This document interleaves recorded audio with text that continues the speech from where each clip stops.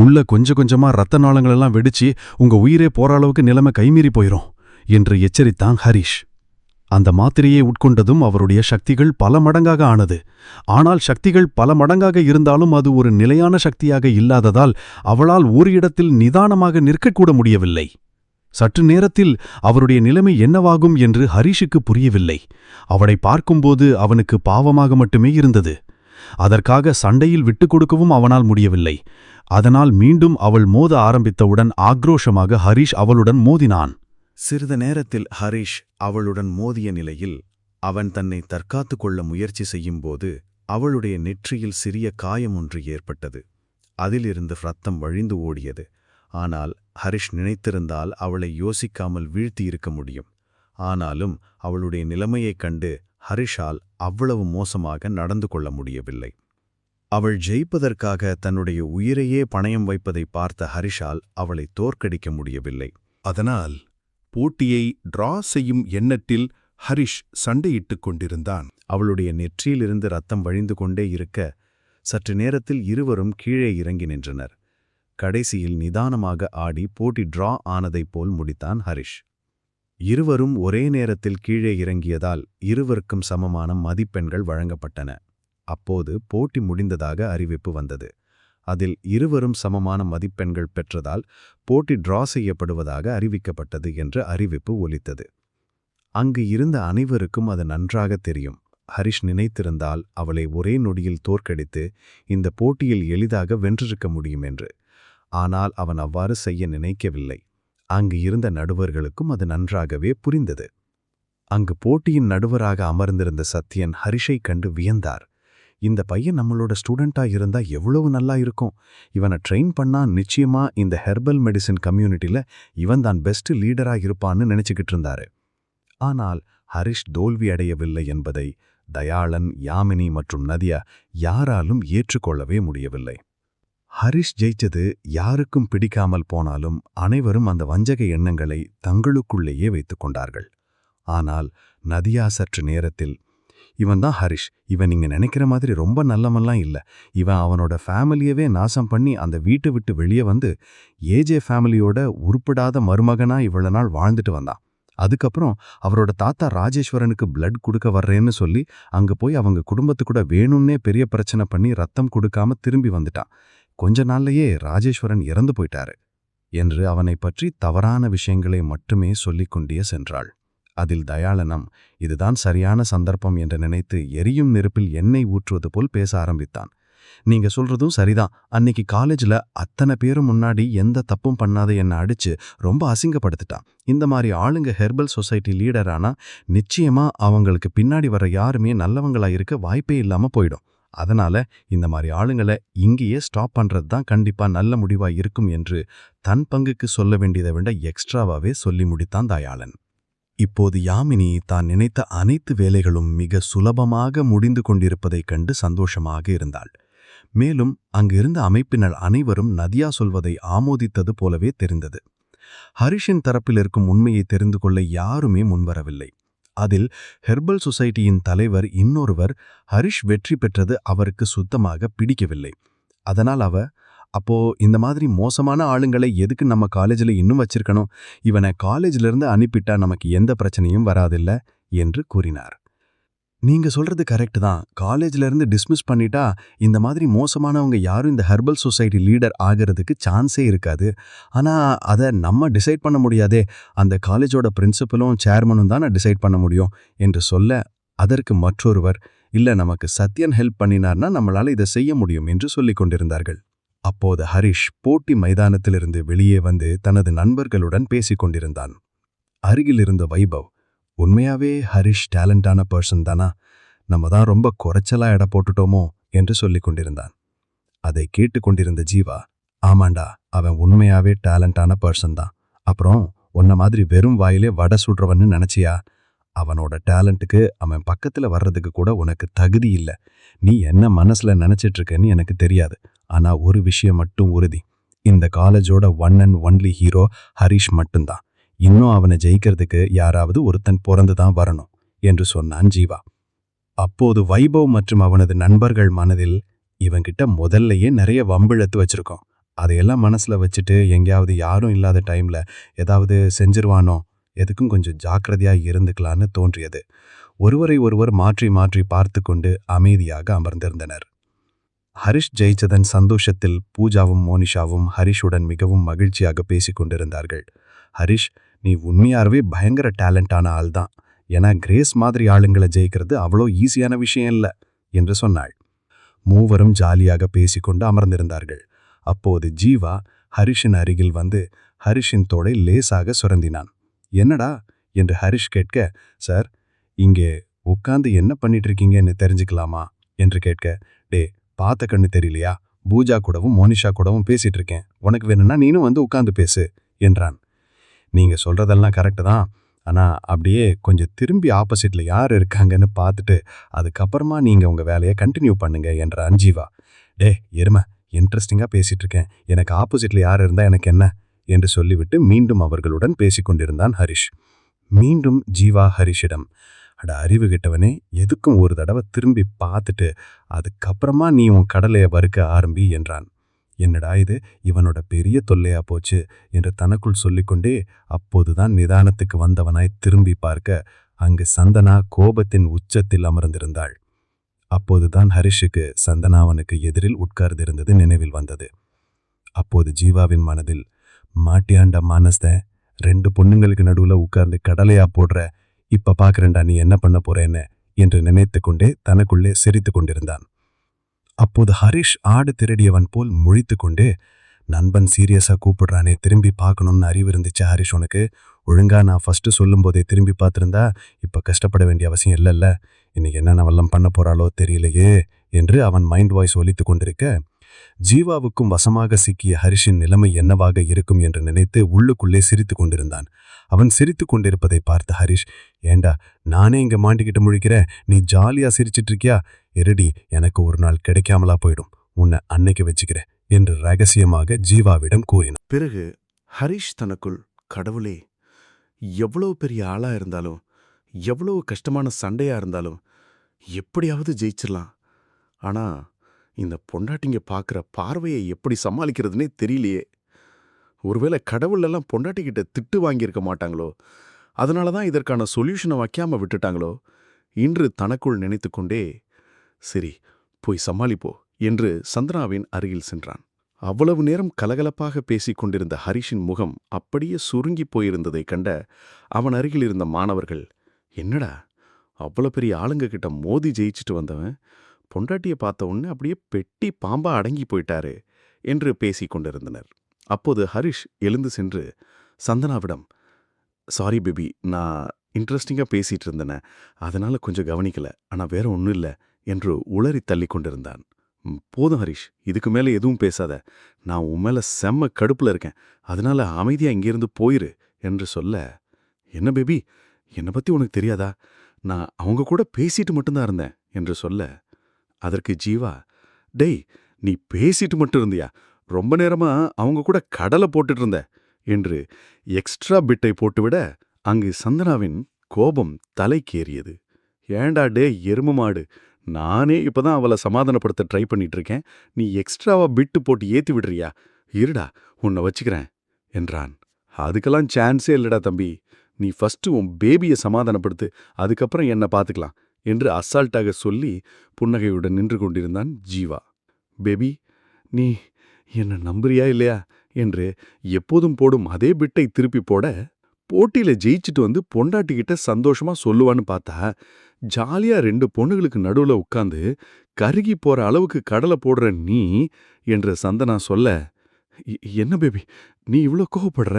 சத்தியமா என்ன நம்பு, நான் எந்த தப்பும் பண்ணல, நாங்க சும்மா பேசிக்கிட்டு தான் இருந்தோம், அப்பவும் நீ என்ன நம்ப மாட்டியா என்று பாவமாக முகத்தை வைத்துக்கொண்டு கேட்டான்.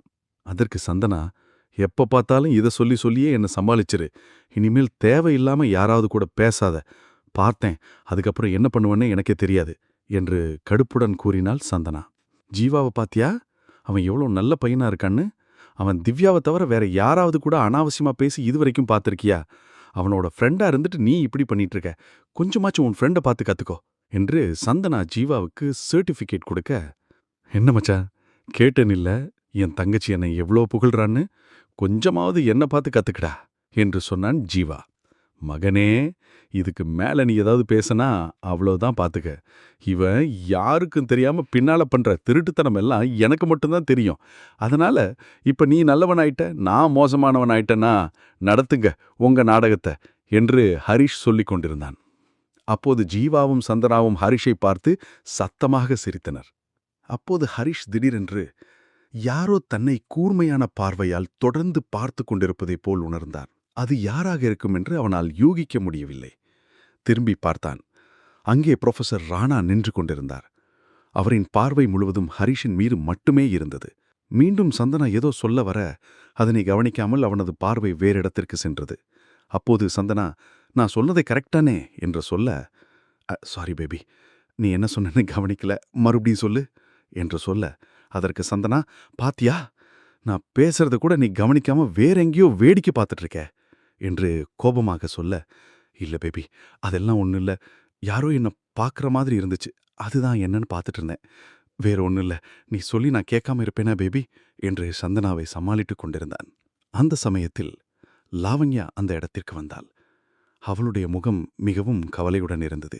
அவள் ஹரிஷிடம், ஹரிஷ், கண்டிப்பா 3rd ரவுண்ட்ல நீ பார்ட்டிசிபேட் பண்ணியே ஆகணுமா என்று கேட்க, மேம், என்ன சொல்றீங்க?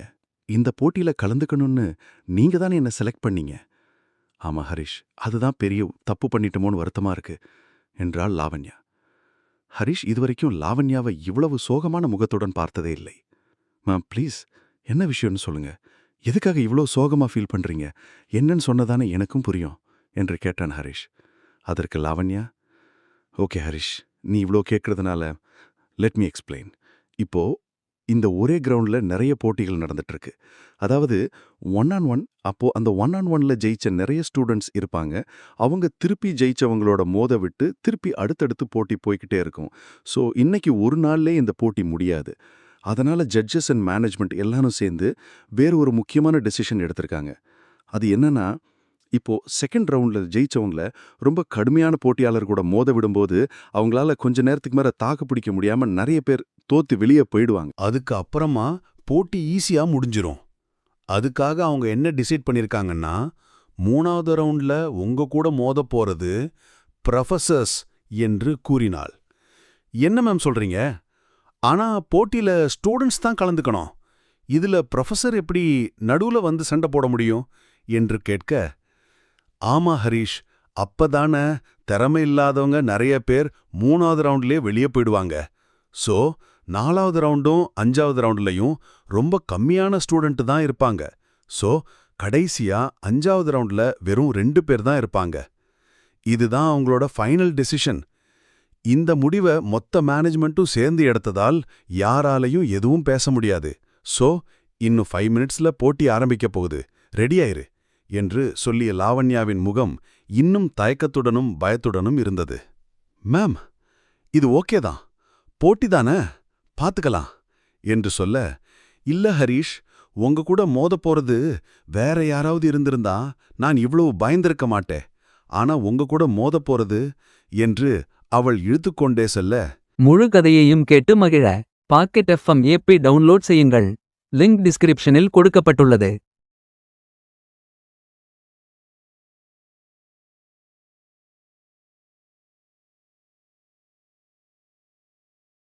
ஸோ 4வது ரவுண்டும் 5வது ரவுண்ட்லையும் ரொம்ப கம்மியான ஸ்டூடெண்ட் தான் இருப்பாங்க. ஸோ கடைசியா 5வது ரவுண்ட்ல வெறும் 2 பேர் தான் இருப்பாங்க. இதுதான் அவங்களோட ஃபைனல் டெசிஷன். இந்த முடிவை மொத்த மேனேஜ்மெண்ட்டும் சேர்ந்து எடுத்ததால் யாராலையும் எதுவும் பேச முடியாது. ஸோ இன்னும் 5 மினிட்ஸ்ல போட்டி ஆரம்பிக்க போகுது, ரெடியாயிரு என்று சொல்லிய லாவண்யாவின் முகம் இன்னும் தயக்கத்துடனும் பயத்துடனும் இருந்தது. மேம், இது ஓகே தான், போட்டி தானே, பார்த்துக்கலாம் என்று சொல்ல, இல்ல ஹரிஷ், உங்க கூட மோத போறது வேற யாராவது இருந்திருந்தா நான் இவ்வளவு பயந்திருக்க மாட்டேன். ஆனா உங்க கூட மோத போறது என்று அவள் இழுத்துக்கொண்டே செல்ல, மேம் ப்ளீஸ், அட்லீஸ்ட் யாருனாச்சும் சொல்லுங்களேன் என்று ஹரிஷ் கேட்டுக்கொண்டே இருக்க, அப்போதுதான் லாவண்யா ஹரிஷிடம், ஹரிஷ், நீ மோத போறது சாதாரண ஆள் கூட இல்ல, நம்மளோட காலேஜ் ப்ரொஃபசர் ராணா கூட என்று சொன்னாள். அதை கேட்ட ஜீவா மற்றும் சந்தனா பூஜா என அனைவரும் அதிர்ச்சியின் எல்லைக்கு சென்றுவிட்டனர். அப்போது ஜீவா லாவண்யாவிடம், என்ன மேம், இதெல்லாம் அநியாயமா இருக்கு. சொல்லித்தர்ற ப்ரொஃபஸரோட எப்படி சாதாரண ஸ்டூடெண்ட்ஸ் நான் போய் மோத முடியும் என்று கேட்க, ஆமா ஜீவா, அதுதான் இங்கே ட்விஸ்டே. திறமை இருக்கிற ஒரு சிலர் மட்டும்தான் இங்க நிக்கவே முடியும் என்று கூறினாள்.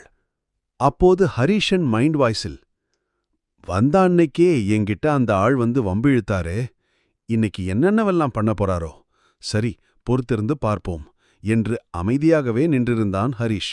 ஆனால் ஜீவா மற்றும் சந்தனாவிற்கு ஏனோ மனம் அமைதியடையவில்லை. தன்னுடைய நண்பன் எவ்வளவு திறமை வாய்ந்தவராக இருந்தாலும் கற்றுக் கொடுக்கும் ஆசிரியரிடம் எவ்வாறு ஜெயிக்க முடியும் என்று எண்ணினான். பிறகு ஹரிஷ் லாவண்யாவிடம், மேம், எல்லாம் சரிதான், ஆனா அவரை பார்த்து நீங்க ஏன் இவ்வளவு பயப்படுறீங்க என்று கேட்க, ஹரிஷ், அவரை பத்தி மத்த விஷயங்கள்லாம் எனக்கு எதுவுமே தெரியாது. ஆனா ஒரே ஒரு விஷயம் மட்டும் எனக்கு அவரை பத்தி ரொம்ப நல்லாவே தெரியும். அது என்னன்னா, அவர் தன்னுடைய எதிரிகள் கிட்ட இருந்து தப்பிக்கிறதுக்காக தன்னுடைய உடம்பை இரும்பு மாதிரி பயங்கரமா பலப்படுத்திக்குவாரு. அதுக்கப்புறமா யார் அவரை அடிச்சாலும் அவருக்கு அது வலிக்கவே வலிக்காது. ஆனா அவருக்கு எதிரில் இருக்கிறவங்கள அவர் அடிச்சா அவங்கனால அந்த அடிய கொஞ்சம் கூட தாங்கிக்கவே முடியாது. ஏன்னா ஒரு இரும்பு அவங்க மேல தாக்குனா ஒரு சக்தி அவங்க மேல இறங்கும். சோ எதிரிங்க கொஞ்ச நேரத்துல காலி ஆயிடுவாங்க என்று சொன்னார். அதை கேட்டு சற்று அதிர்ச்சி அடைந்த ஹரீஷ், அவரு இந்த மாதிரி டெக்னிக்கை பயன்படுத்துற ஆளா? அப்போ இவரை சமாளிக்கிறது கொஞ்சம் கஷ்டமான வேலையாதான் இருக்கும் என்று யோசித்துக் கொண்டான். அப்போ இந்த போட்டியெல்லாம் முடிச்சதுக்கப்புறம் ருத்ரவேந்தரோட இடத்திலேயே போய் அவர்கிட்ட இருக்கிற எல்லா வித்தைகளையும் கத்துக்கிட்டா மட்டும்தான் நம்மளால இந்த ஹெர்பல் சொசைட்டில சர்வைவ் ஆக முடியும் போல இருக்கு. அப்போ அன்னைக்கு குரு சொன்னது கரெக்டு தான், இன்னும் கத்துக்க வேண்டியது ஏராளமா இருக்கு என்று நினைத்து கொண்டான். நீங்க கவலைப்படாதீங்க மேம், எப்படி இருந்தாலும் இந்த காம்படிஷன்லேருந்து பின்வாங்குற ஐடியா எனக்கு இல்ல. என்ன நடந்தாலும் சரி, யாரா இருந்தாலும் சரி, நான் மோதி பார்க்கலாம்னு முடிவு பண்ணிட்டேன் என்று அவன் உறுதியான குரலில் கூற, அதற்கு மேல் லாவண்யாவாலும் அவனை தடுக்க முடியவில்லை. அடுத்து 1.5 மணி நேரம் ஓய்வுக்காக கொடுக்கப்பட அமைதியான ஒரு இடத்தை தேர்ந்தெடுத்து கண்களை மூடி அமர்ந்த ஹரீஷ் தனது மனதையும் சக்தியையும் ஒருநிலைப்படுத்தினான். அப்போது திடீரென ஒரு கூர்மையான பார்வையுடன் ராணா அவன் மனக்கண்ணில் தோன்றி, சட்டென்று தியானம் கலைந்த ஹரீஷ் தலையை குலுக்கிக் கொண்டான். அதற்குள் போட்டி தொடங்குவதற்கான அறிவிப்பும் வர எழுந்து போட்டி நடக்கும் இடத்திற்கு வந்தான்.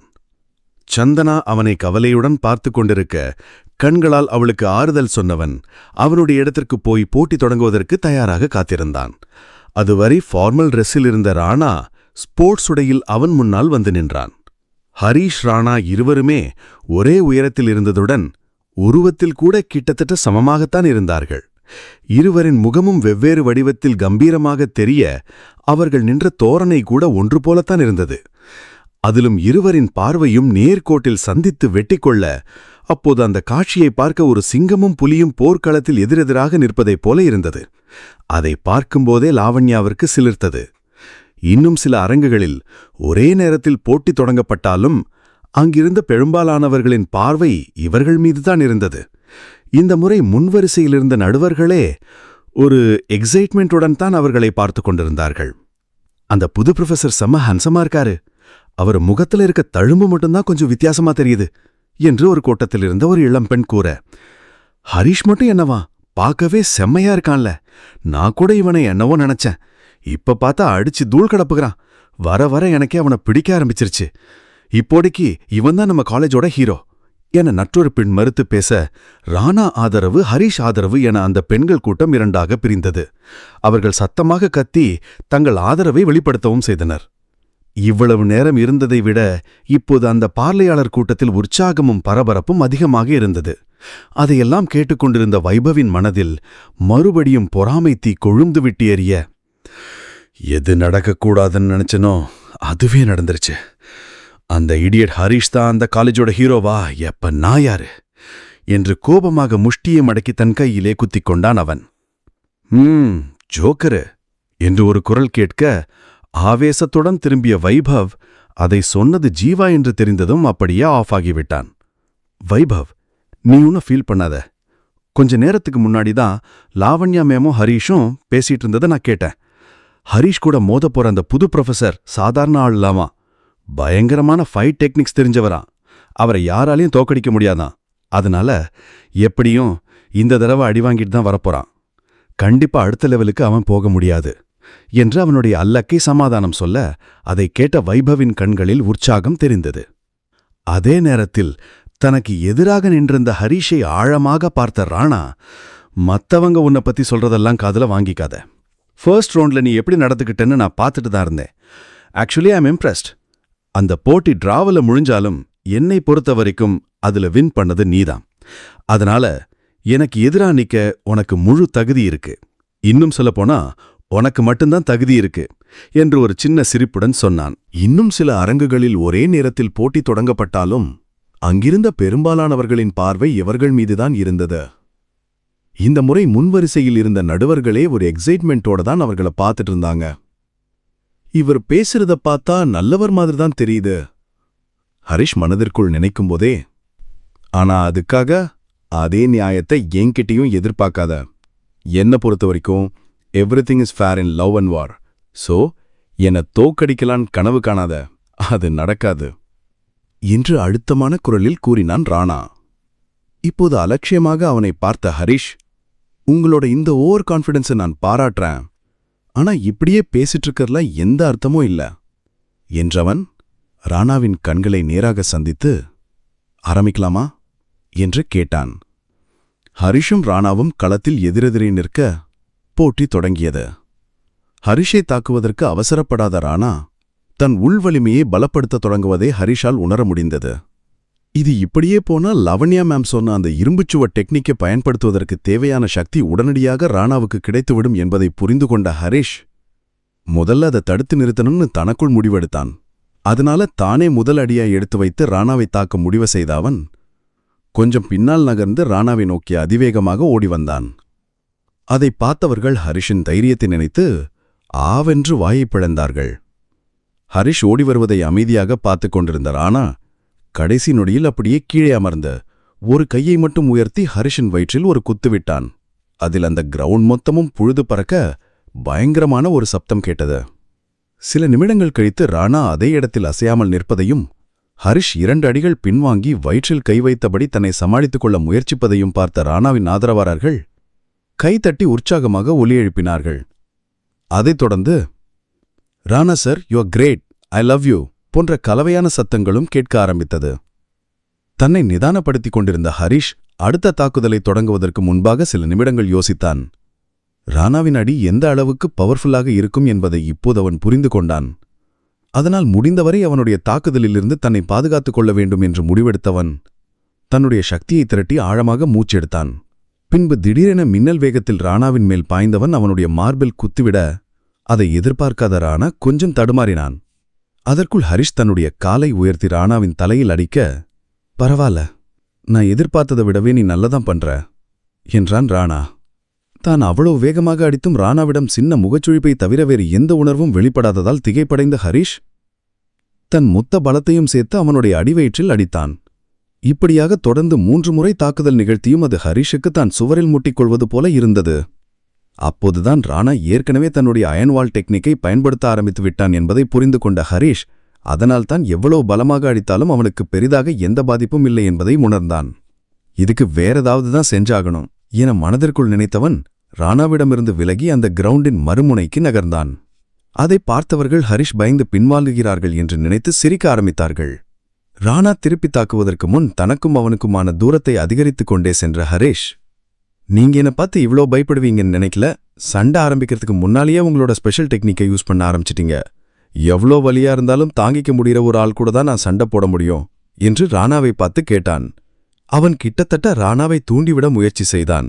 ஆனால் அவன் திட்டத்தை புரிந்து கொண்டது போல சிரித்த ராணா, நீ வேணா உன்கிட்ட ஏதாவது ஆயுதம் இருந்தா எடுத்து பயன்படுத்து, அதை வச்சு நீ என்னை என்ன வேணாலும் பண்ணலாம். இந்த போட்டி ரூல்ஸ் படி ஆப்போசிட்ல இருக்கிற பர்சன் பெர்மிஷன் கொடுத்தா தாராளமா ஆயுதங்களை எந்த அளவுக்கு வேணாலும் பயன்படுத்தலாம். சோ நான் உனக்கு பெர்மிஷன் தரேன். எனக்கு எதிராக அந்த ஆயுதத்தை வேணும்னாலும் எப்படி வேணாலும் நீ பயன்படுத்தலாம். அதையும் தாண்டி நீ என்னை ஜெயிக்க முடியலன்னா அதுக்கு நான் ஒன்னும் செய்ய முடியாது என்று கூறினான். அவன் சொன்னதை கேட்டு ஹரிஷன் கண்கள் பளிச்சென்றன. ஒரு வகையில் அவன் இதைத்தான் எதிர்பார்த்தான்.